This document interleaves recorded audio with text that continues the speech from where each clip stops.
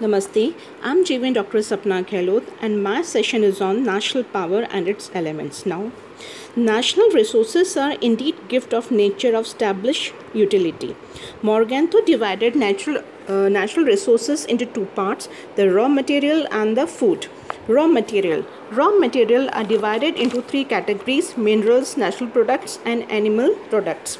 However, merely the existence of raw material cannot be automatically a source of power. The ability to exploit and utilize the raw material is a factor almost as important as the existence of raw materials. This ability is directly linked with the level of scientific, technological and industrial advancement. When it comes to the food indeed is an important element of national power. The Green Revolution of 1970s enabled India not only to sustain its economy but also to preserve and develop its national power. Its role as a factor of national power has to be evaluated along with other factors: population, climate and level of scientific and technological development of a nation. The next element is a population. Population is a source of power, but it is not merely the quantity of population that influences national power. The quality of a population is a more valuable factor in the context of national power.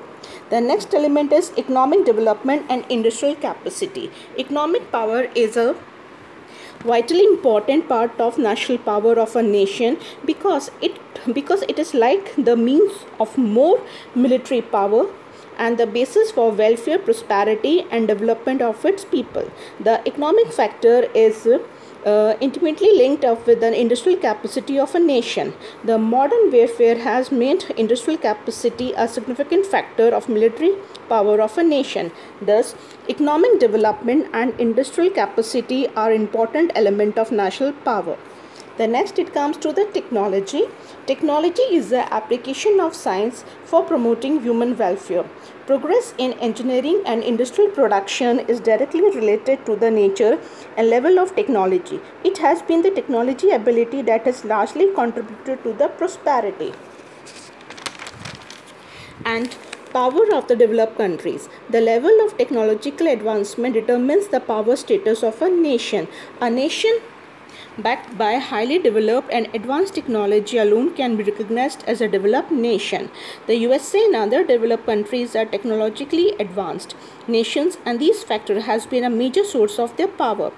Now, nuclear technology and energy security have emerged as important source of power and influence in international relations. The capacity of a nation to develop is greatly related to the capacity of technological advancement. Industrial development of means of transport and communication and military preparedness and all-round economic and social development can be really possible only when a nation has access to advanced technology. The importance of this factor technologically stands linked up with the several other factors like the scientific and industrial capacity, raw material, government policies and education facilities.